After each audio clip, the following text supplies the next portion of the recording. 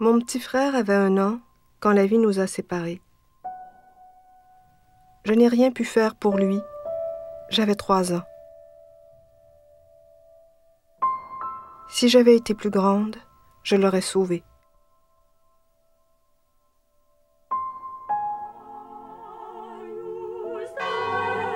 En qualité de chef de notre belle province de Québec, je viens vous consacrer notre province tout entière. Protégez en particulier votre peuple qui vous a toujours servi, qui n'oublie jamais ce peuple privilégié, que vous l'avez fait naître d'abord pour servir vos intérêts et qu'il n'a qu'une chance de survivre comme peuple, c'est de vivre en défenseur et en apôtre de l'Évangile du Christ.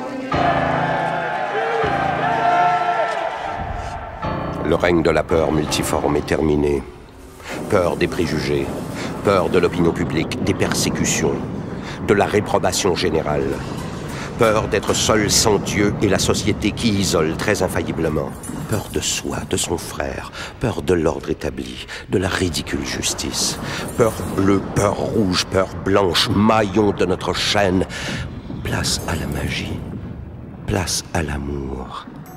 D'ici là, sans repos ni halte, en communauté de sentiments avec les assoiffés d'un mieux-être, sans crainte des longues échéances, dans l'encouragement ou la persécution, nous poursuivrons dans la joie notre sauvage besoin de libération.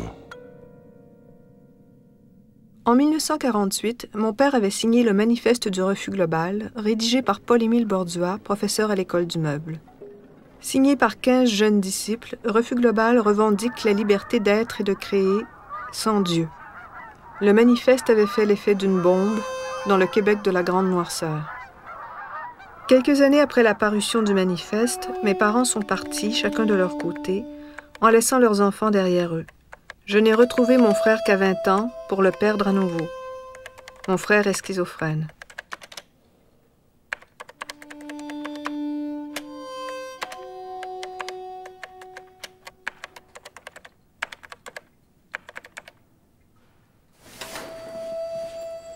Dans quel contexte avaient vécu mes parents pour en arriver à nous abandonner? L'esprit du refus global a-t-il pu avoir une influence sur leur choix de vie? Est-ce que les autres enfants des signataires ont eu un destin semblable au mien? 50 ans après Refus global, j'ai voulu comprendre.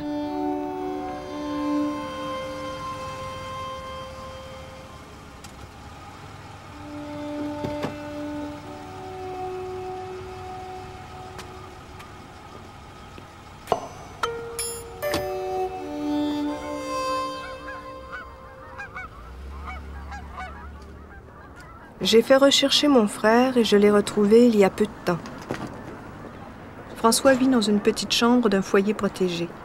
Ce jour-là, comme il fait froid, nous nous réfugions au musée de la civilisation.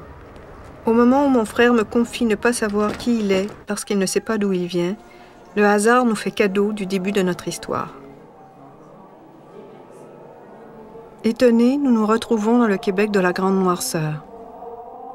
La photo de notre père est là, qui nous attend. Qu'est-ce qu'on lui dirait aujourd'hui à mon petit papa? À notre petit papa. Oui, qu'est-ce qu'on lui dirait bien? Je lui dirais qu'il a eu du courage, que malgré les difficultés, il a su persister dans son travail, Ça a été des sacrifices de nous laisser, de laisser sa femme, de laisser... Ça a dû lui être dur, la vie a dû lui paraître dure, mais que quand même, nous autres, on est là aujourd'hui, puis même s'il s'en allait, il y a déjà 71 ans, si jamais il mourait, bien, on saurait toujours le rejoindre à travers ses œuvres, qu'il n'y a pas à s'en faire, qu'il n'est pas tout seul. T'es pas mal plus sage que moi. Alors, on met ici une société qui aurait été absolument extraordinaire au Moyen-Âge, mais qui, en 1950, en Amérique du Nord, était complètement dépassée, vouée à l'extinction. Refus global, il y a 400 exemplaires qui sont tirés. C'est mis en distribution chez Henri Tranquille, qui est la librairie où on peut avoir les livres défendus. Mais on craint quand même une intervention, possiblement, des autorités. Il y a la loi du cadenas et nos propos sont extrêmement subversifs. Il y a des risques là. Il y a des risques pour Tranquille aussi. Alors, Bruce Perron lui donne un bon nombre d'exemplaires, mais il va aussi en placer dans d'autres librairies en se disant, ben, s'ils ferment, s'ils mettent le cadenas, il va falloir qu'ils mettent le cadenas sur quelques librairies. Et plus il y aura de librairies cadenassées, ben, plus il y a un risque que l'opinion publique se révolte. Dans le fond, il a pu peut-être être chanceux de pouvoir écrire ça. De pouvoir signer ça, puis de pouvoir aller à ça. Pourquoi, toi, tu le trouves chanceux? Désormais, leur quête de bonheur se confondra avec la recherche de la liberté. Nous, on n'a même pas la liberté de rechercher la liberté.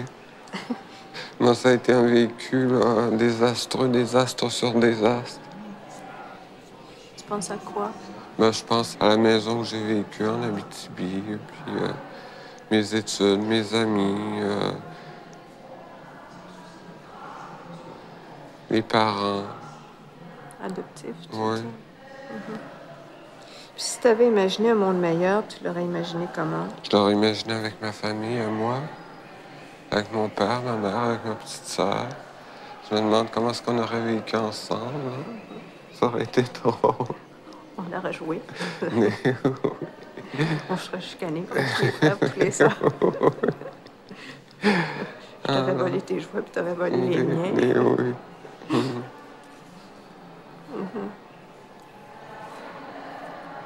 On aurait été heureux, ça nous fait rire, et seulement d'y penser. Il me semble qu'on aurait été plus heureux. Hein? C'est vrai. Pour moi, tu restes toujours mon petit frère. Ben oui, aussi. Aussi pour moi, t'es ma sœur, ma grande sœur. Pour mon frère, pour moi, je reconstitue un casse-tête. J'effectue un travail d'archéologue, de démineuse. Refus global voulait libérer l'homme de ses chaînes et l'amener à réaliser la plénitude de ses dons. Il ouvrait la porte à la modernité. Avec l'audace des pionniers, des pionnières, les signataires allaient refaire le monde. J'ai été accueillie chez eux comme si je faisais partie de la famille. Le texte même de Refus global que je trouve magnifique encore aujourd'hui, je dois, moi, me réaliser, c'est sûr. Et chacun d'entre nous, on doit se réaliser. On doit... il y a une phrase qui vient de l'Évangile, en fait, c'est étrange, mais c'est pas étrange. Ça dit que si on a un denier, on doit en rapporter 100. Et puis dans ma tête, si on a le moindrement un talent pour quelque chose, il faut pousser au bout de soi-même. Et ces êtres-là, ou ces gens, Pierre, Gauvreau, Marcel et tout le monde, ils se sont... Pour se réaliser, ils avaient peut-être d'autres façons de... Mais ce n'est pas... Je pense que c'est leur nature qui jouait dans tout ça. Et puis je... qu'on a été un entrave, nous, un peu, les enfants... Pas du tout. Non. Pas du tout. Je vais vous dire, c'est que, voyez-vous, je vous ai parlé du décor au théâtre en vous disant, j'aurais aimé, mais ça ne m'a pas empêché de faire tout ce que j'ai voulu. Puis si moi, j'avais eu un talent de peintre, il n'y a rien au monde qui m'aurait empêché. Mais je dois vous avouer que je l'aurais fait en prenant mes 2 enfants par la main. Ça, c'est moi. C'est qu'on était de mentalité, de liberté, on était en avant de notre époque, en fait. Hein? Bon. Et alors, à ce moment-là, c'est qu'il fallait le payer cher. Alors, moi, c'est comme ça que j'ai sacré mon camp, hein, comme on dit. Hein. Vivre ici avec des problèmes de censure sur un certain plan. Bon, en plus de ça, pauvre, moi je dis pauvre pour pauvre, vaut mieux être pauvre en France. Hein. Là, il vous arrive quelque chose de plus difficile, je pense, par exemple. Je pense que votre mari réclame la garde des enfants. Alors moi, je m'oppose terriblement parce que les enfants ne connaissent pas leur père. Thibab avait 2 ans et demi. Hein. Je t'assure que c'était très vague dans sa petite tête. Et alors, donc c'est comme ça. Alors, je fais un procès, je le perds, et puis il récupère les enfants. Et vous avez quand même été séparés d'eux un bon moment, je pense. Hein? Oui, quelques années, oui. Ça n'a pas été évident pour vous, ça? Oh non, non, non, j'étais malade. J'étais malade d'angoisse. Et, mais comme j'ai une tête de cochon, comme on dit, je me suis dit, mes petits cocos, la partie ne fait que commencer. Oui. Est-ce que vous avez ce sentiment-là, vous, que vous avez été obligé un peu de violenter votre famille pour vous réaliser? Moi j'ai marché, ça passe ou ça casse. Aussi brutal que ça. Parce qu'il y a un fond de comment je dirais ça, donc, et le fait d'avoir été hospitalisé très jeune, hein, et tu comprends, là, c'est sans merci, tu comprends, tu vis ou tu crèves. Et alors, comme j'avais décidé de vivre, et que même les coups durs, les coups les plus durs, j'allais passer à travers, c'est aussi encore ce fond d'optimisme incroyable qui peut être de la bêtise dans un sens. Mais alors, ça toujours cette espèce de rêve que j'ai toujours réalisé.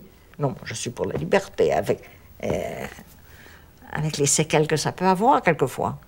Mais si tu as un enfant faible, tu l'épaules, tu lui donnes un petit coup de pouce au bon moment. Hein? Est-ce que vous ne pensez pas que la philosophie refus globale, ou en fait ce qui l'entourait, qui est beaucoup sur le thème de la rupture, sur le thème de la rupture puis de l'ouverture aux amours nouvelles, a eu une influence là-dessus, sur les ruptures multipliées des couples? Oui, c'est fort possible. C'est fort possible parce que quand même, ça s'appelle refus global, mais en fait, c'est place à. Hein? Place à ceci, place au rêve, place à la création, place partout, place partout. Alors, tu sais que quand tu es jeune, tu dis, la prends, la place, d'accord, je la prends. J'ai rendez-vous avec Renée Bordua, la fille du maître. Je ne l'ai jamais rencontrée avant, mais nos histoires sont liées et l'émotion que j'éprouve s'apparente à celle de retrouvailles après la tempête. J'ai l'impression que souvent, les parents se sont libérés beaucoup. En s'éloignant, oui. en laissant tomber les attaches sentimentales ou affectives. Oui, c'est comme un point commun. Oui. Mais si t'en parles aux signataires, on dirait qu'ils sont pas conscients de ça. Ou ils veulent peut-être pas. Peut-être. Parce qu'on a l'impression que les enfants, on faisait partie des choses inutiles. En tout cas, des entraves. Mais ils avaient une notion, parce que tu vois, comme Paul-Émile avait l'impression que c'était les enfants qui savaient tout. Tu sais, l'histoire de Jean-Jacques Rousseau, les enfants naissent, puis c'est la société qui est détruite. Alors, il y avait cette vision-là. Donc, il n'y avait pas besoin de parents. Plus il y avait d'écoles, puis de parents, puis d'affaires pour les... Finalement, on était mieux tout seul. Tu sais, les enfants s'agrandissent en s'identifiant à leurs parents. Ça, ils nous refusaient ça totalement. Parce qu'il fallait être soi-même tout le temps. Sauf que c'est nier l'évolution de l'enfant, d'après moi. Puis ça a été trop dur pour les enfants, je trouve. Pour moi, en tout cas. C'était trop nous demander. C'était quelle sorte de père? Ben, tu vois, c'était un père qui était à la maison tout le temps. Alors ça, c'est déjà très spécial. C'est très agréable. C'est bien de l'avoir là tout le temps. Mais à la fois, il est là, puis à la fois, il est... Par période, il est dans sa peinture. Il parle beaucoup dans le manifeste de libération, de réalisation. Oui, ben c'est ça. C'était un désir. Il faisait une espèce de constatation de ce qu'il vivait. Puis là, il sentait son malaise. C'est un appel. C'est un espèce de cri, ça. C'est pas une directive qu'il a émis jamais. Il a jamais donné... Faites ça. Il disait ce dont il avait besoin, lui. C'est important parce que, par exemple, quand on lit le refus global, ne pas lire ça d'un ton autoritaire du tout. C'est un appel à quelque chose de plus vivable, de plus agréable à vivre, de vivable. Puis toi, est-ce que tu as assisté à tout ce moment-là? Oui, on était comme une espèce de témoin. Puis forcément, ça a changé toute notre vie. Parce qu'il y a avant, puis après, c'est vrai. Puis oui, avant, c'était... Tout allait... Pour nous, c'était une famille normale. Mais après ça, ça a comme Ça a explosé comme... Parce que là, il a perdu son travail. Alors là, il y a la survie de la famille qui devient un problème. Ça n'était pas. Alors ça change beaucoup de choses. Des choses concrètes dans une famille qui fait que les parents deviennent différents aussi. Ils étaient comment avant, puis ils sont devenus comment après? Mais avant, c'était des parents. Puis après, ben, ils étaient redevenus les enfants dans quelque chose de trop grand. Puis qu'est-ce que ça a eu, ça, tout ça, comme conséquence pour toi? Comment t'as Ben, grandi c'est que là-dedans, toi? finalement, Gabi est partie avec les enfants. Alors, en plus d'avoir quitté notre père, puis notre maison, puis notre village, on s'est retrouvés complètement, là, puis complètement déracinés, là. Puis ton père, comment il réagissait? On ne sait pas. On l'a revu. Moi, je l'ai revu une fois, 2 fois. Une fois, à peu près 2 ans après la séparation, là, il nous a fait venir. Et puis après ça, je l'ai vu au moment juste avant qu'il quitte pour la France. On est allé le voir à New York. Puis il nous en a jamais parlé, sauf que j'ai vu sa peinture s'éclairer. Alors ça l'a aidé. C'est peut-être des dépaysement ou je sais pas. En tout cas, à New York, ça a commencé à s'éclairer. En tout cas, il y avait ça qui était bon. Pourquoi tu penses que ça s'éclairait? Il venait de vivre une rupture? Oui, mais en même temps, il s'est retrouvé plus libre. Les signataires avaient en commun le goût du risque. Mon père, qui ne l'a pas perdu, a décidé de finir ses jours en France. À 73 ans, il part encore une fois en laissant tout derrière lui. Pour son ami, le poète et signataire Claude Gauvreau, mon père était le plus tumultueux des automatistes. J'ai vécu loin de lui avec ses sœurs, mais à chacun de mes anniversaires, il m'envoyait un bouquet du bout du monde. On espérait beaucoup. C'est pourquoi on a tant risqué, m'a-t-il confié un jour. Vous aviez 20 ans. Est-ce que vous étiez vraiment conscient de la portée de votre geste à ce moment-là? Ben oui. On vivait quand même dans cette société-là. Vous étiez courageux? C'est pas tellement du courage qu'un besoin de le faire. Quand on a 20 ans, on a tous les courages. Parce que vous considériez comme des révolutionnaires ou comme des révoltés? On pensait même pas comme ça. On se pensait même pas comme révolutionnaire, comme révolté. On essayait de mieux respirer, simplement. C'est un peu comme si tu étais dans un trou, puis un type te poussait, puis t'enfonçait de plus en plus. C'est un besoin de respirer qu'on avait. C'était pas lié à un mouvement politique très, très dessiné, très écrit. C'est un peu une chose assez anarchiste qu'on faisait. Il n'était pas lié à un parti politique. C'était fait contre une structure sociale très fermée. Des beaux pinceaux neufs.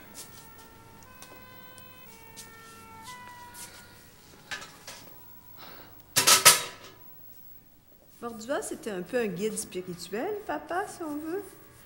Plutôt qu'un guide, je dirais plutôt un père spirituel. Plutôt qu'un guide. Un père spirituel? Oui. Il y avait beaucoup de membres du groupe qui n'avaient pas eu de père, d'ailleurs, hein? Oui, mais le père physique et le père spirituel, c'est pas la même chose. Hein. C'est quoi la différence? Bien, le père physique, c'est lui qui supporte financièrement une famille, un truc comme ça, qui souvent peut apporter aussi peut-être un bien-être spirituel, mais le père spirituel, c'est lui qui nous met au monde spirituellement. Mettre au monde quelqu'un physiquement et spirituellement, c'est deux choses complètement différentes. Il n'y avait jamais un côté physique avec ça sur le plan de... C'était spirituel. On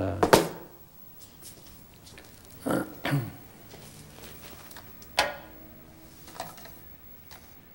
Bordua t'a mis au monde spirituellement? Oui. Sans lui, je ne serais pas là. Liopel ne l'a jamais dit, mais moi je le dis. Bordua, le père spirituel de mon père, avait 20 ans de plus que les signataires. Ce penseur visionnaire était donc mon grand-père spirituel. J'étais parmi les premiers enfants du Québec moderne, des familles éclatées, reconstituées. Quel a été l'héritage des autres? Des enfants Riopel qui ont vécu sur 2 continents, entre 2 parents signataires. Il y avait forcément un manque quelque part, enfin, si je l'analyse maintenant, du fait que, enfin, moi, avec mes enfants, enfin, j'en ai eu 4 quand même, ça prouve bien quelque chose. J'en voulais absolument et j'arrivais en plus pas à les avoir. Enfin, finalement, bon, pour moi, c'est le principal et c'est, enfin, j'ai toujours peur de les laisser, j'ai toujours peur. Donc, il doit y avoir un retentissement, forcément, quoi, je pense. Les petites. Il y avait un manque, mais je n'aurais pas pu le quantifier comme toi, tu pouvais le faire. C'était pas. Et de toute façon, j'avais quand même un entourage affectif important du côté de la famille de ma mère, donc peut-être que ça comblait beaucoup de choses. Remarque, moi j'avais mes tantes aussi. Et puis, est-ce que ça t'a laissé d'autres séquelles? Oui, ben c'est sûr. Une espèce d'angoisse permanente d'être laissé, quoi. Mais pour ça que j'ai du mal aussi par rapport à mes enfants, c'est certain. Finalement, bon, ben, on est toujours, comme je disais tout à l'heure, entre 2 continents et nulle part. Et ça me reste toujours. Je suis toujours nulle part, je suis de nulle part. Et bon, je suis d'ici parce que mes enfants et mon mari sont d'ici, mais autrement, non. Donc ça laisse toujours un problème. Parce que quand tu te déplaces, t'as pas de racines, quoi. C'est très difficile à vivre. Enfin, moi, j'ai toujours dit que j'étais contente qu'ils divorcent, mais en fait, bon, est-ce que je l'étais vraiment? Ça, c'est beaucoup moins sûr. Mais fallait de toute façon que ça se termine, donc... mais bon, c'est ce qu'ils ont vécu chacun séparément après qui nous a, enfin ma sœur et moi, construite comme on est maintenant aussi. Enfin, il n'y a pas que ça, bien sûr, il y a ce qu'on a vécu nous à partir de 18 ou 20 ans toute seule, mais c'est quand même cette période-là qui fait que chacun de leur côté, ils ont vécu de façon difficile pour nous et finalement, je crois que c'est ce qui fait notre instabilité actuelle en partie. Sûrement. Et quand tu dis construite comme on est maintenant, qu'est-ce que tu veux dire par construite comme on est maintenant? Ou détruite, ça dépend comment tu le prends.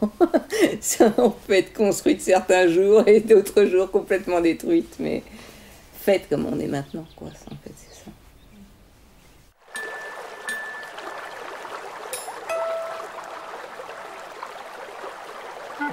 La sœur de Sylvie, Iseult Riopel, vit présentement au Québec où elle travaille à rassembler l'œuvre de son père.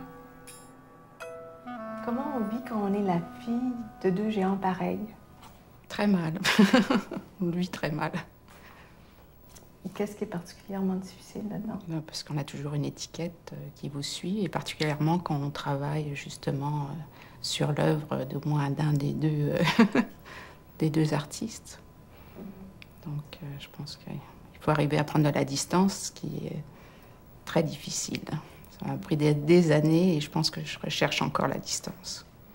Est-ce que tu as eu le sentiment que parfois la réalisation de nos parents passait un peu avant nous? Non, absolument. Mais quoi, vu le livre que je viens de lire sur le génie et la folie, apparemment tous les grands créateurs n'avaient pas vraiment de vie familiale ou... Ça se révèle être vraiment un trait des grands créateurs qui, à travers le temps, qui n'ont favorisé que leur vie professionnelle, enfin leur création. Et ça, c'est prouvé quand on reprend toutes les biographies de personnages qui ont une importance dans la création, c'est ce qui ressort. Puis, est-ce que tu en as souffert, toi, spécialement? J'imagine. On se rend compte après, je pense. Parce que maintenant, on commence à avoir une maturité où on a eu assez d'échecs pour pouvoir faire la synthèse de tout ça, ce qu'on n'aurait pas pu faire plus jeune. Mais maintenant, c'est sûr que ça devient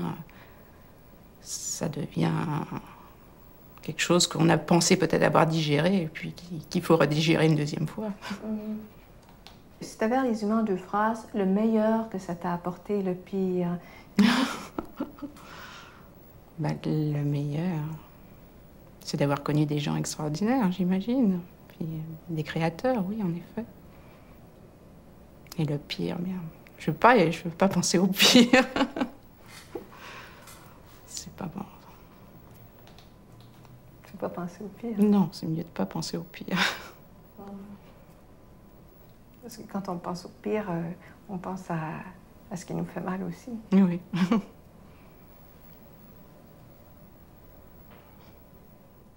Jean-Paul Riopelle est peut-être le plus connu des signataires, celui dont les tableaux sont les plus cotés. Pressentant le côté incendiaire du manifeste, il avait recouvert d'allumettes la première page de l'original. Que lui reste-t-il de cette époque? Parlez-moi un petit peu de Bordua.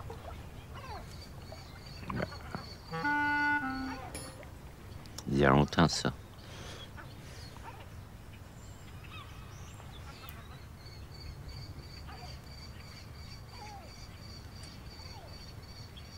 Il y a beaucoup de signataires qui le considéraient comme leur père, pas vous?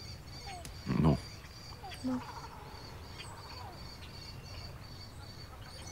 Pourquoi vous vouliez qu'il y ait un manifeste, vous?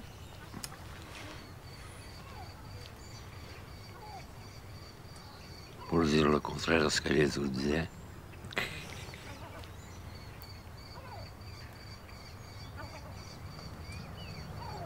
Vous avez fait l'école polytechnique aussi?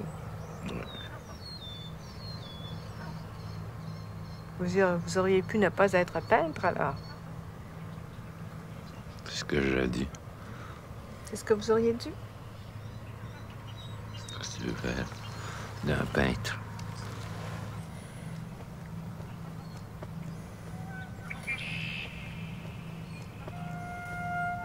Vous êtes déçu de votre vie? Hein? Vous êtes déçu? Oh non. Je trouve que c'est trop rapide. C'est trop rapide? Qu'est-ce qui a été trop rapide? Parce que on espère toujours faire quelque chose qui a une valeur. Il n'y a rien qui a une valeur dans le monde.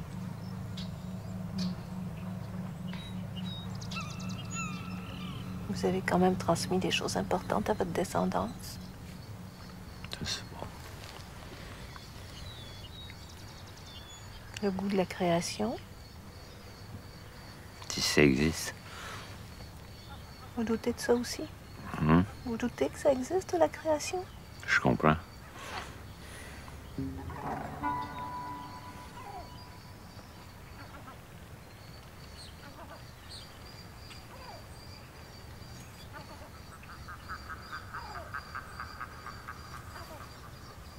Moi, ce que j'aime, c'est les oiseaux moches.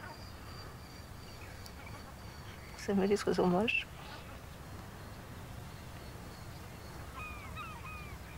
On n'est jamais content d'où on est. Vous avez perdu le plaisir de vivre? Oh oui, il y a longtemps. Pourquoi? Je sais pas.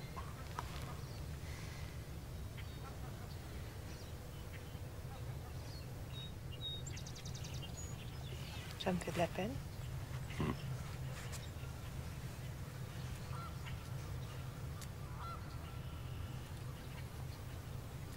Qu'est-ce que vous pensez de la solitude?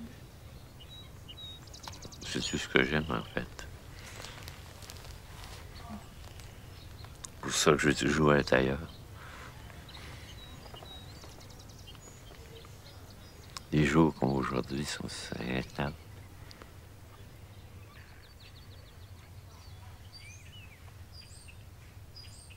J'ai soif.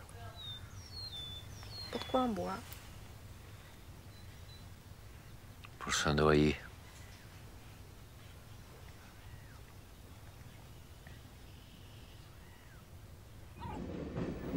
Riopelle et quelques signataires ont tout risqué au nom d'un grand idéal de spontanéité, de poésie et d'amour. On a étouffé leurs cris. Muriel Guilbeault puis Claude Gauvreau, tous deux signataires, se sont suicidés. D'autres ont dû s'exiler.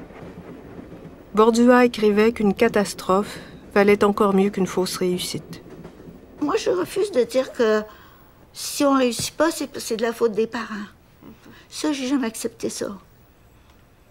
Puis ce qu'il y a d'intéressant dans une vie, c'est de le faire. De faire sa vie à soi. Oui. Parce que, autrement, quel plaisir qu'on a à vivre si on ne fait rien avec. Puis ça fait partie des choses intéressantes à faire. Faire sa vie malgré. Malgré ou peut-être grâce à aussi. Oui. Parce que, comme je te disais, en période de guerre, on est forcé d'être... Les caractères se révèlent. Quand tu vis dans le coton, ça fait d'autres choses, d'autres genres de personnes. Mais peut-être c'est intéressant, mais je n'en connais pas beaucoup. En tout cas, tu vois, qu'est-ce que je veux dire, hein? C'est ça. Ça nous force à prendre notre vie, à la faire, finalement. Mais c'est pas toujours facile. C'est pas facile, mais finalement, je pense qu'on gagne au change. Puis tu disais aussi que toi, tu avais survécu aussi en parlant avec les tableaux de ton père. Ah oui, en parlant de ça. Oui, parce qu'il est parti trop vite, puis comme j'ai pas pu le voir après, j'ai commencé à... Surtout quand les peintures sont arrivées. J'ai eu tellement un gros choc quand j'ai vu les noirs et blancs, parce que quand on était petit, on suivait l'évolution avec lui. On grandissait avec son évolution à lui. Puis après, quand il est mort, ces tableaux sont revenus. Là, j'ai vraiment eu un choc, puis je me suis demandé qu'est-ce qu'il lui avait fait. Alors, j'ai commencé à regarder. Puis en plus, il était sur nos murs maintenant, là. Je pouvais rattraper le trou entre les deux, entre mon enfance, puis là, maintenant qu'il était plus là, il me revenait d'une certaine façon. Puis ça, je savais qu'il n'y a personne qui pourrait m'enlever ça. Ça, c'était à moi à faire ça. Il y a eu toutes sortes de périodes. Les tableaux m'ont dit toutes sortes de choses. Puis en même temps, ce que j'aimais, c'est qu'ils se parlaient entre eux. Il y avait le polémique du début, il y avait le polémique du milieu, il y avait le polémique de la fin, puis tout ça, ça se parlait. Puis moi, j'étais au milieu, puis ça me passait à travers, là, tu sais, ça. Mais qu'est-ce que c'est ça génial. disait, grosso modo? Qu'est-ce qu'ils disaient, grosso modo, les tableaux?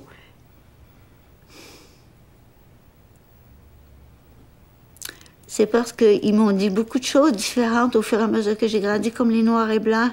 Au début, j'ai trouvé insupportable. Et puis au fur et à mesure que j'ai grandi, j'ai vieilli, je les ai vus comme une tentative suprême de réconcilier ce qui n'est pas réconciliable. Alors c'est une espèce de... bien réussi, en fait, finalement. Ils ont autant d'importance, le blanc et le noir, mais ils se détruisent pas, ils chantent ensemble. Ça. De réconcilier ce qui n'est pas réconciliable. Ouais. De prendre les extrêmes et puis les faire chanter. Mon frère n'a pas encore trouvé cet équilibre. Comme Janine, la fille aînée de Bordua, internée depuis les années 60, il vacille entre le ciel et l'enfer. Ils sont tous deux prisonniers du Québec mystique que nos parents ont voulu fuir.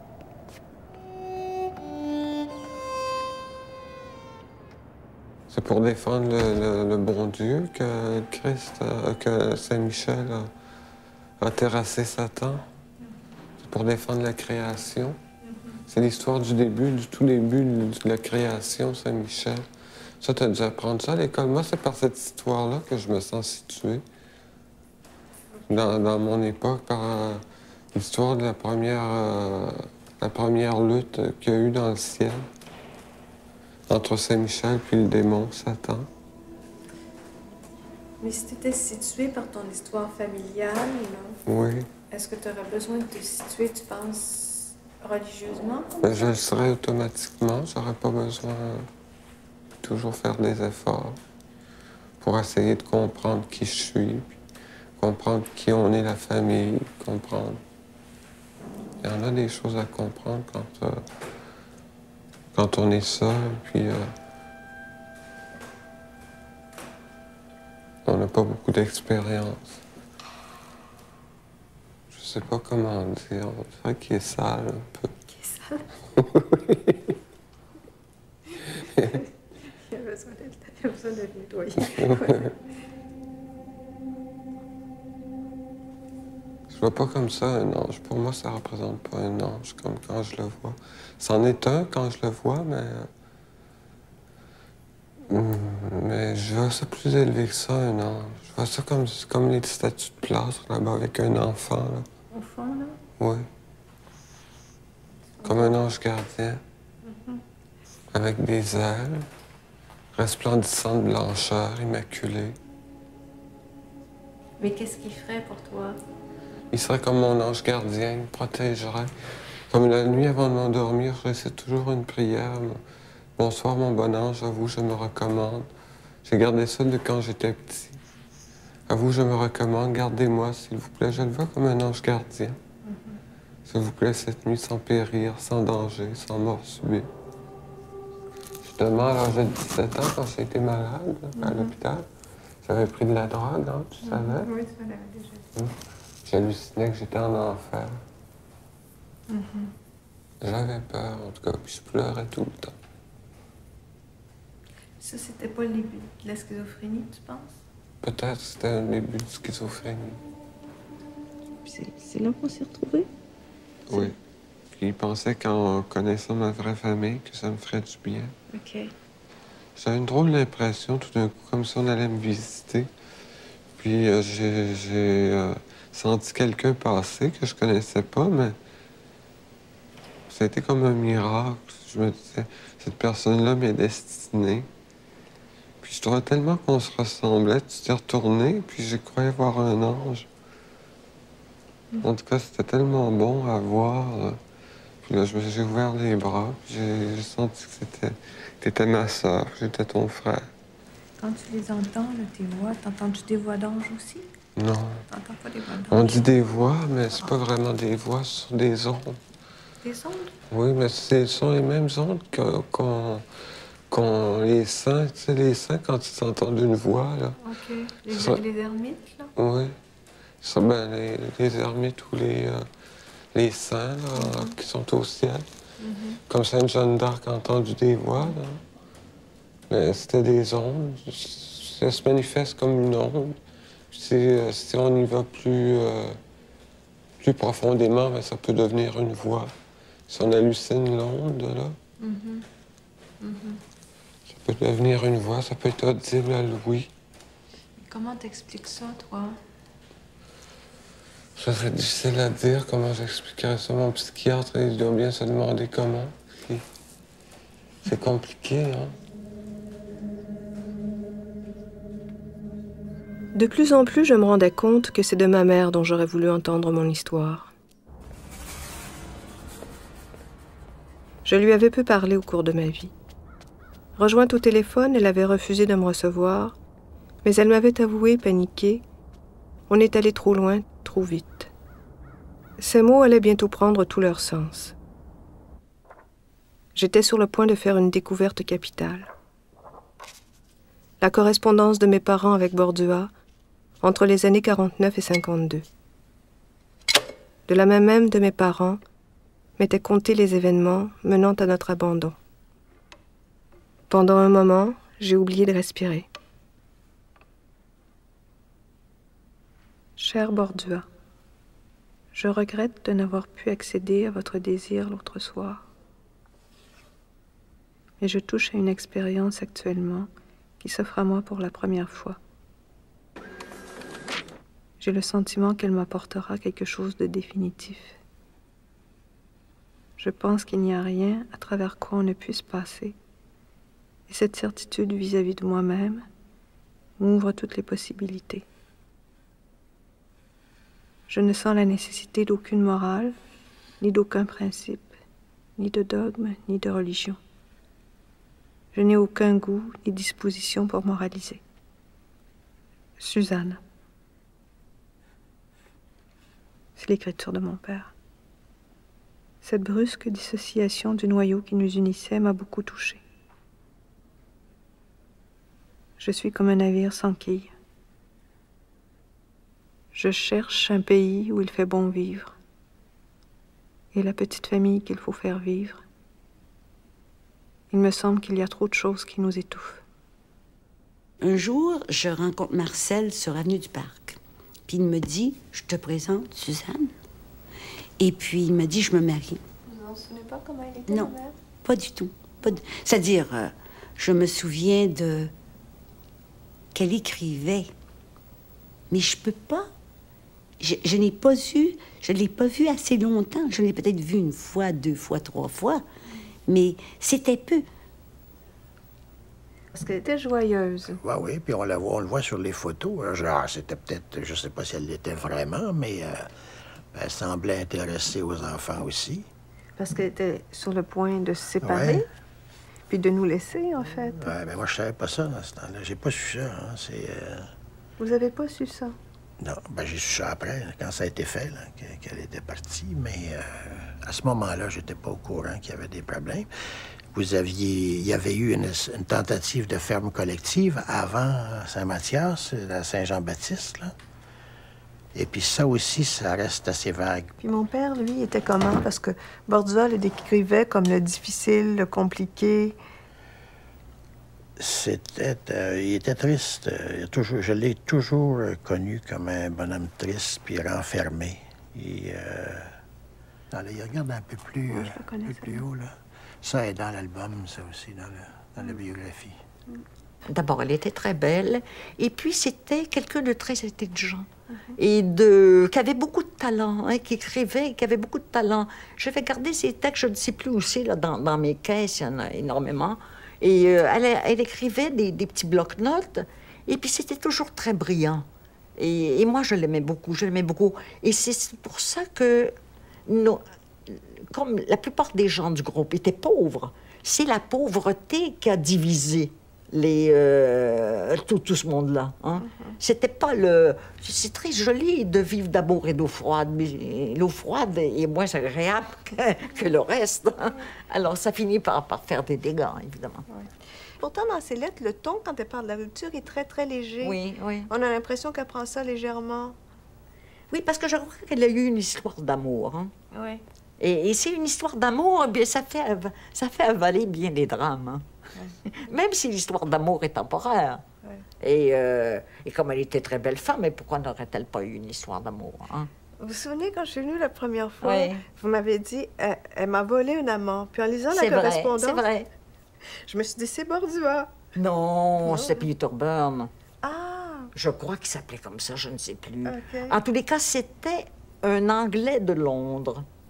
Et en tous les cas, qui était très charmant, très civilisé. Non, ça n'a rien à voir avec Bordua. Non, pas du tout. Et moi, de toute façon, je n'ai jamais été la maîtresse de Bordua. Ça, il faut s'enlever ça de la tête. Hein. Mais c'était pas ça, non. C'était cet Anglo-là, et qui était très, très sympathique et très bel homme, en plus. Hein. C'est pour ça qu'elle est allée vivre à Londres après, alors? Probablement. Parce qu'elle est allée vivre à Londres? C'est ça, oui. Je suis sûre que ta mère est là quelque part, mais... Il y a des belles photos. Je suis vraiment chanceuse à ce niveau-là. J'avais vécu avec Catherine Mousseau dans une commune avant que mes parents ne partent. J'ai des photos. Mais c'est ça, c'est comme René Bordua, vous avez les racines. C'est ça qui manque, c'est les racines. Oui. Oui, je comprends ce que tu faisais. Moi, je me suis faite mes familles. J'étais pendant des années allée à Noël chez un bon copain qui nous ont adoptés parce que moi, j'avais pas de famille. La famille chez nous, ça n'existe pas du tout. On a été rejetés par la famille Mousseau quand j'étais toute jeune. J'avais à peu près 14 ans. Ils nous ont mis dehors. Et puis, après ça, moi et ma mère a eu d'autres enfants dont le père, il voulait rien savoir. Moi, j'étais obligée de sortir de la vie de ma mère à 10 ans parce que j'étais une Mousseau.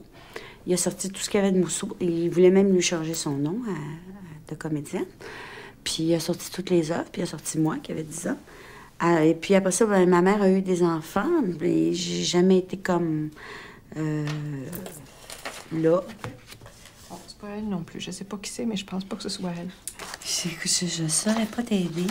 Bon, là, je suis pas tombée dans une bonne voie. Bien souvent avec les enfants de signataires, c'est qu'avec des géants pareils comme parents, la difficulté d'exister. Puis tu m'avais dit ça quand on s'était rencontrés aussi. C'est-à-dire que je peux pas dire que ça venait de mes parents. Ça venait plutôt de l'entourage de mes parents. Mon père me disait... Deviens quelqu'un, sois intelligente, sois autonome. Je t'ordonne d'être intelligente. Il pouvait dire des énormités comme ça. Mais c'était par passion, c'était par désir pour moi. C'était pas du tout en comparaison avec lui ou en compétition avec lui. Donc, à ce moment-là, je trouve que j'ai été privilégiée, je considère. Ouais. Bon. Muriel Guilbeault, ta tante, s'est suicidée. Ouais. Ta mère était suicidaire, puis elle buvait beaucoup, tu le caches pas. Le frère aussi, Gilbert, s'est suicidé. Le frère de Muriel et de Dine. Ton père, bon, tu m'as raconté, il pouvait être spécialement violent, même physiquement. Où t'as trouvé la force de passer à travers tout ça, puis d'en sortir comme t'es maintenant? Ben, comme je vous dis, jeune enfant, j'étais une bienheureuse. J'étais comme pas... Il se battait, ça se roulait par terre et tout, puis c'était comme si ça m'atteignait pas. Moi, j'avais beaucoup de plaisir dans la vie. J'étais...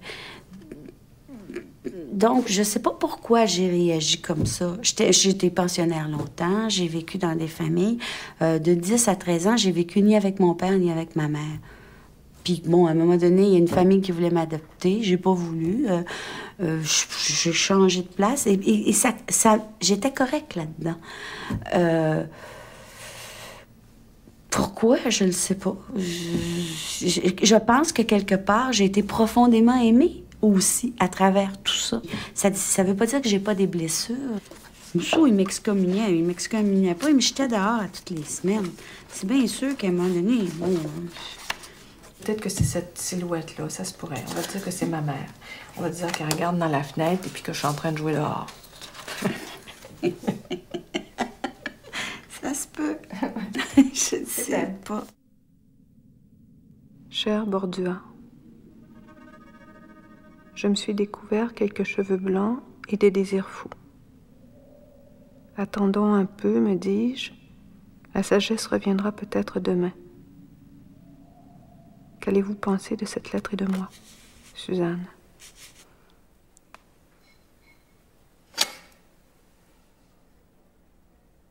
Cher Bordua, je ne peux pas facilement vous rendre visite à cause des enfants qu'il me faut garder.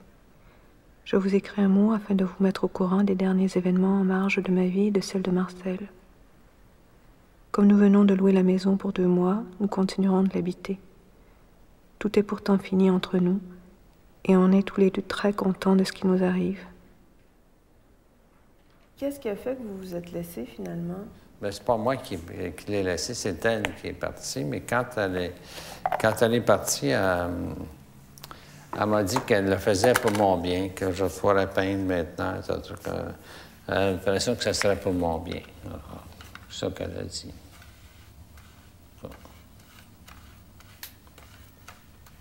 Oui, elle était plus heureuse? Vous étiez plus heureux ensemble? Je pense qu'elle n'était pas tellement faite pour élever une famille. Je veux dire,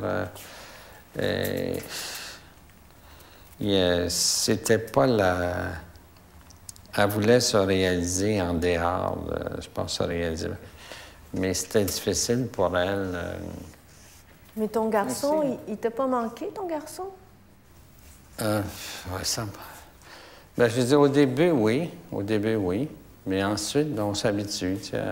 Au début, oui. Comme toute forme de... On est près de l'enfant à condition qu'on puisse avoir des rapports avec lui, le voir peut-être assez souvent, des trucs comme ça. Pour lui, t'es toujours son père. Oui. Qu'est-ce que tu veux?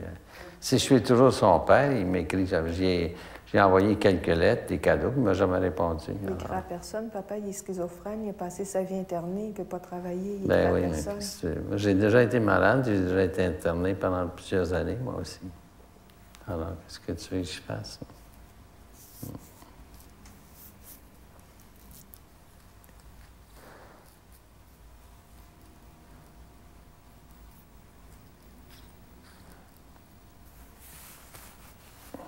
Et François, tu parles de François, il a quand même 40 ans, François, plus que 40 ans, c'est un homme maintenant.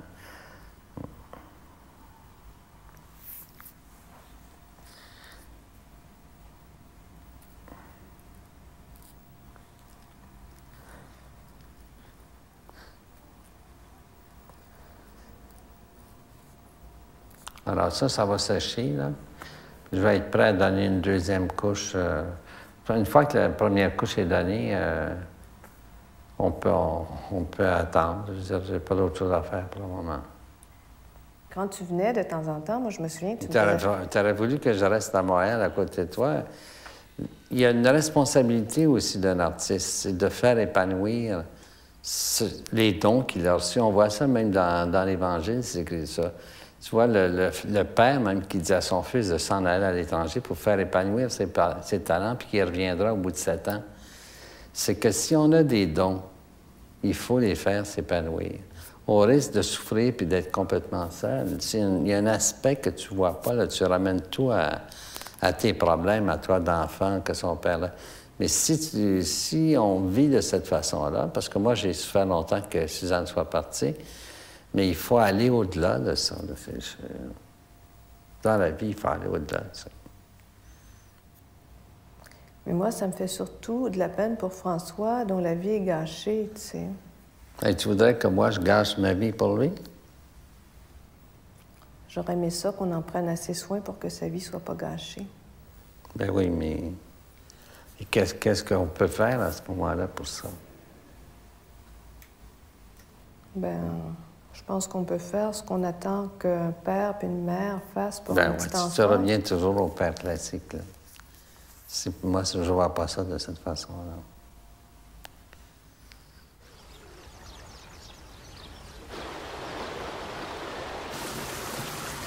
Sous cette froideur apparente, mon père cache une immense blessure dont il ne parlera jamais. Mon frère a découvert son identité à 17 ans dans un coffre de la maison où il a été adopté en Abitibi. Ni lui ni moi n'avions plus revu notre mère depuis son départ. J'ai réussi à trouver la Suzanne Meloche, rue... il y avait plusieurs S Meloche, mais j'ai fait plusieurs appels, puis j'ai demandé à parler à Suzanne Meloche. Puis là, c'est là qu'elle m'a répondu oui. C'est François, en tout cas, c'était bien moi. Mais je regrettais qu'il n'y avait pas plus de communication. Je me demandais qu'est-ce que ça voulait dire d'avoir une mère. Je me demandais quelle signification ça pouvait avoir dans mon existence. J'étais jeune encore, je devais avoir 18, 19 ans. Peut-être 20 ans.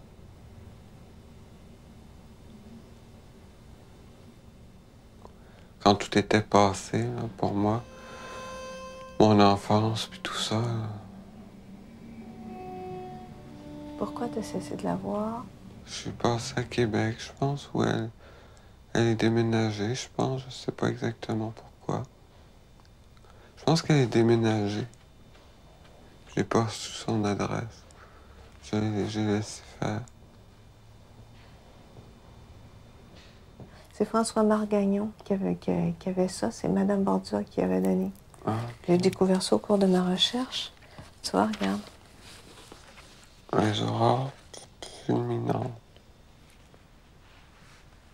Suzanne Barbeau. Me découvrirais-je enfin dans la clameur de mes pensées?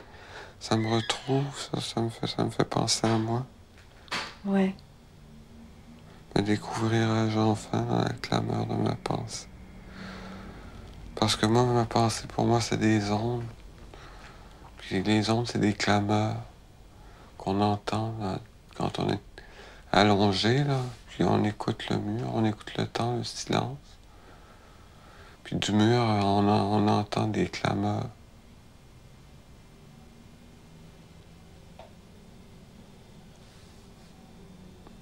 Au désir fruit comme une blessure, j'attends la longueur de ton sang chaud pour ma délivrance. Une toute petite heure de détresse claire dans la vitre du matin, comme un écho qu'on rattrape. J'attends dans le brouhaha muet le son de barbarie déchirante. Et je tremble comme une pluie peureuse, pleine de naïve espérance au bord de l'accomplissement. Ce poème, où ma mère tremble au bord de l'accomplissement, annonçait la nouvelle découverte que le hasard allait mettre sur mon chemin.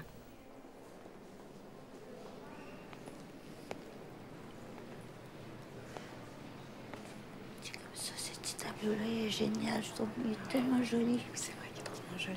Hein? Oui. Oh oui. Puis il y a celui-là qui fait très bizarre. Ah oui. C'est celui-là hein, que ta mère a fait? Ouais. Le rouge.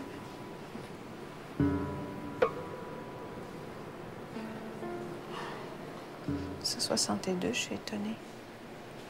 Ça me fait plaisir qu'elle soit là en même temps parce qu'il n'y a personne du groupe, tout le monde s'informe d'elle, puis personne ne sait où elle est. Je l'approche. J'approche. Je brûle.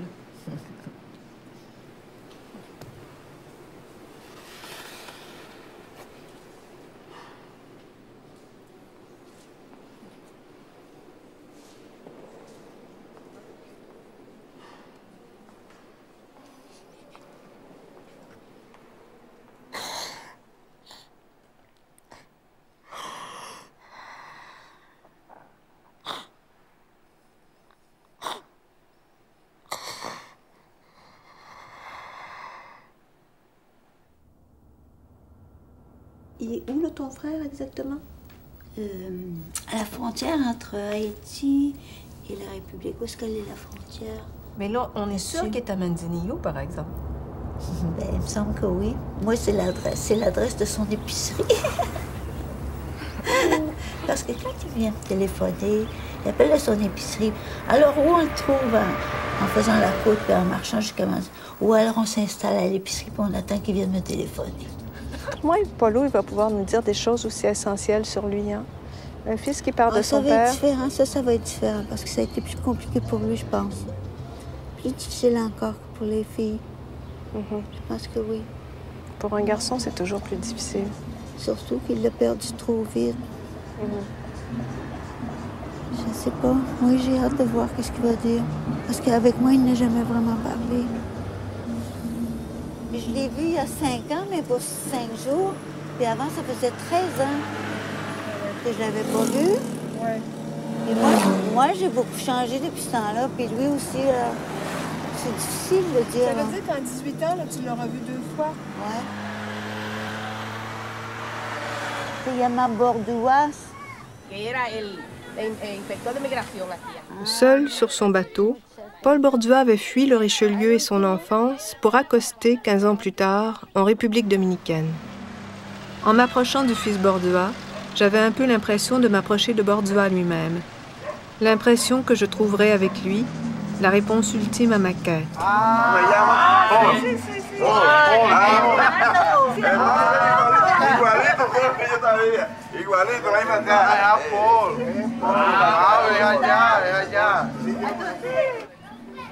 J'avais promis à René de ne pas assister aux retrouvailles. Quand je suis parti du Québec, là, je suis parti pour voir comment je m'organisais dans la vie, sans plus personne. C'est-à-dire que j'avais tout ce qu'il fallait pour réparer tout. J'avais tout ce qu'il fallait pour régler tous mes problèmes. Et en même temps, je vivais tout seul. Mais dans des fonds de baie, à pêcher, à vivre sur l'eau, au bord de l'eau, en même temps qu'être à faire déposer tout ça, là, toute la marde là. Quand papa est parti, on est abouti à Saint-Hyacinthe. Là, ça a été un choc. Parce que je venais de perdre et papa, et Saint-Hilaire, et la rivière. Là, j'étais tout seul. Là, j'ai été en guerre. Mais j'ai été en guerre violente. Ils m'ont sorti des écoles, ils m'ont sorti pour j'étais prêt à me battre contre l'univers entier. Je savais que j'avais raison. Mais en même temps que j'étais tout seul dans cette histoire-là. Bon, plus vieux, j'ai essayé de rentrer en contact avec lui. Bon, c'est à 20 ans, j'ai écrit une lettre. J'avais fait une petite sculpture, c'était une flamme en bois, mais translucide. OK, c'était tout petit. J'avais essayé d'écrire, puis ça aboutissait aux poubelles. Puis quand il l'a reçu, ben 5 heures après, il était parti. C'était pas pour rien que j'y avais envoyé la sculpture. J'avais plus 40 ans avant qu'il le sache. Mais en même temps, j'ai toujours pensé qu'il le savait. Il savait quoi? C'était correct. C'était correct pour toi? Pour tout le monde. Ah. C'est pas facile, mais c'est correct. Bon. Je me suis jamais senti coupable de la mort de papa. Mais en même temps que mon effort a abouti par une porte, ça, j'avais trouvé ça dur quand je l'avais vu dans le cercueil. C'était là que j'avais trouvé ça. C'était absurde. C'était fini. Puis en même temps que ça n'a jamais été fini. Par la Renée, par la... Papa a été un des maillons d'une évolution, c'est plus d'un cheminement au niveau de la conscience. Mais c'est vieux de millions d'années, ça continue.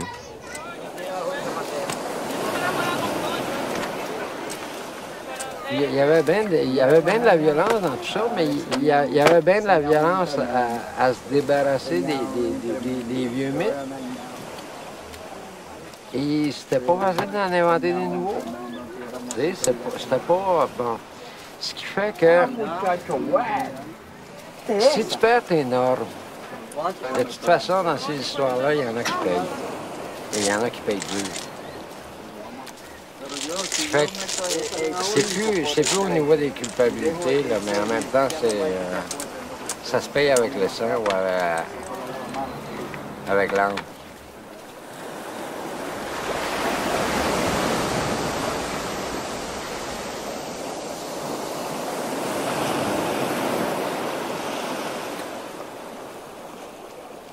Lui, c'est Yo. Yo? Fido Tido Yo. Lui, c'est Prodige. Comment? Prodige. Picpoul de Pinet, c'est l'ourson. Picpoul de Pinet? Oui. C'est un noble? Oui. Puis, Poussette. J'en ai d'autres ici. Lui, c'est Tibré. Mm-hmm. Lui, il est usé un peu. Il a beaucoup servi. Mm-hmm. Lui, c'est Fanfan Dédé. Bergamote, Breakfast. D'où ils viennent, Bergamote et Breakfast? De la pharmacie. Avec ça, ça va assez bien, en tout cas. Mm-hmm. Ça fait des compagnons. Mm-hmm. Un là. Ils peuvent pas parler, mais c'est comme s'ils avaient une communication à eux, tu sais. Mm-hmm.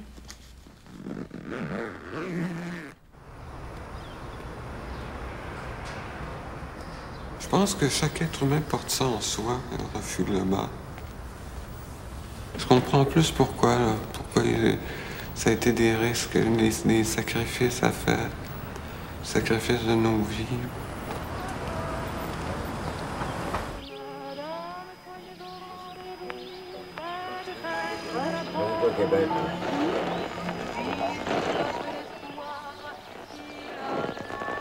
C'est Barbara.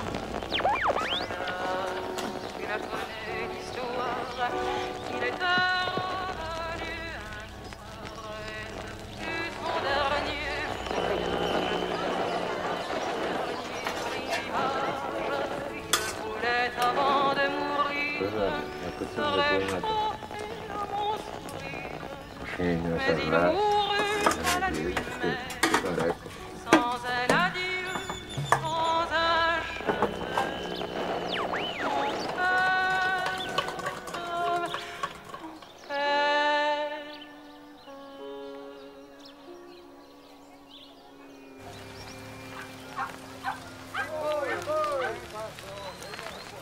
Le chemin que tu as suivi il est drôlement long pour aboutir finalement, comme tu le disais hier, dans un village où personne n'a de père, donc à ta place.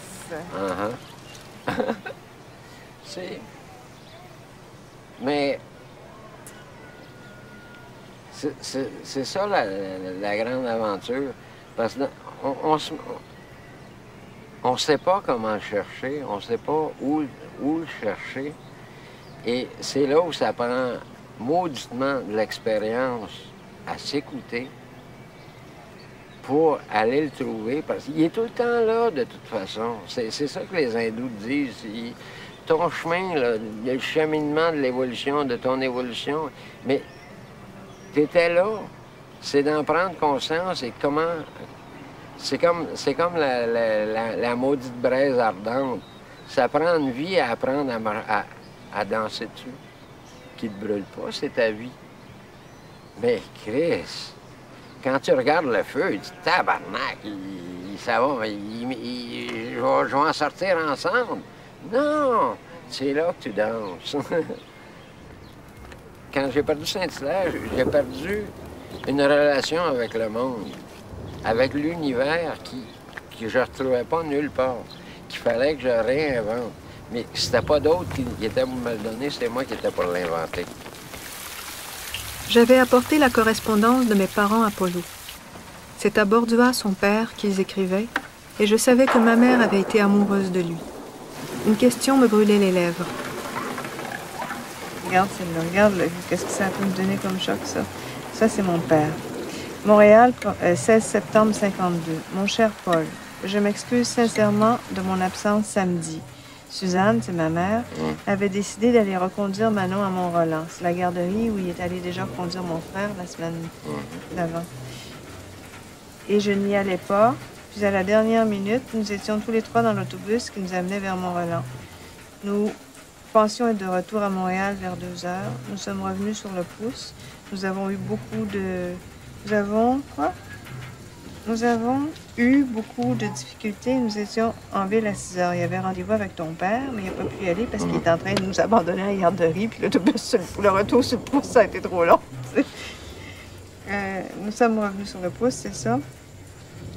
J'avais... Ben, enfin, c'est sûr. J'avais le cœur serré de laisser Manon. Je l'aime beaucoup.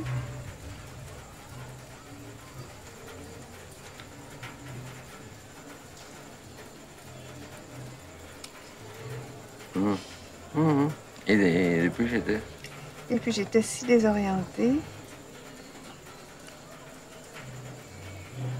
que je ne savais plus ce que je faisais.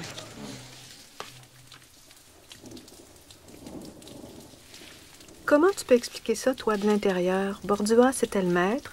Comment ça se fait qu'il les a pas un petit peu protégés contre eux-mêmes? La question, c'est pourquoi Bordua, le maître, 20 ans plus vieux, dans une aventure où tout est nouveau. Il n'y a plus... Les normes sont à réinventer pour tout le monde, autant pour lui que pour les autres. Pourquoi il ne les a pas protégés? Pourquoi papa, devant le danger, ne l'a pas protégé? J'avais 3 ans quand j'ai commencé. Il m'a enseigné à jouer avec des ciseaux à bois. Il était arrivé avec un ciseau à bois. Il dit, écoute, si tu le mets à l'envers, tu vas te tuer. Tu vas te la rentrer dans le ventre. Bon. Si tu le tiens à 2 mains, tu vas pouvoir travailler avec. Il dit, travaille toujours les 2 mains. Bon. Puis, il est arrivé avec une bouteille d'iode et des diachylons. OK? Puis quand c'était le temps de jouer avec l'iode et le diachylon. C'était mon problème, c'était plus le sien.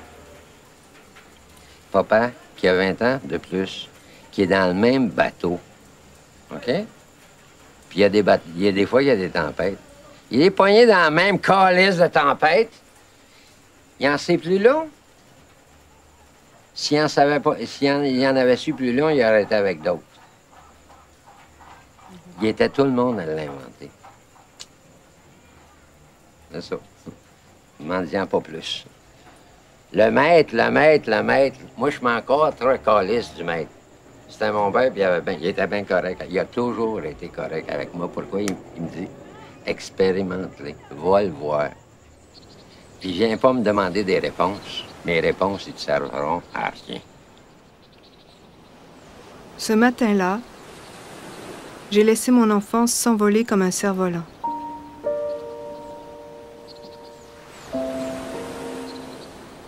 En jouant parfois leur vie et celle de ceux qu'ils aimaient, les signataires du refus global ont dynamité un avenir bouché.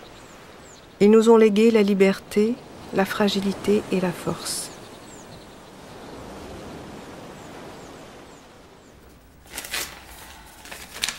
J'aimerais mieux ouvrir. Ah, non.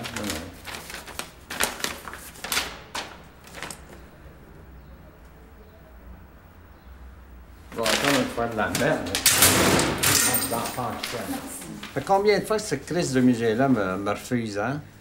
Après, je sais pas combien de carrières, moi, j'ai expérimenté toute ma vie à Montréal. Ce musée-là, c'est notre musée. La seule exposition qu'ils m'ont fait, c'est dans les années 60 avec Gladstone, c'est tout.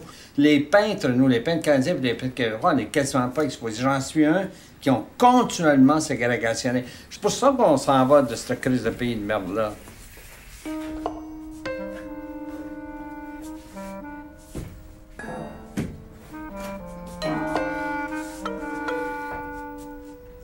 L'art, c'est un peu comme un cri, un besoin.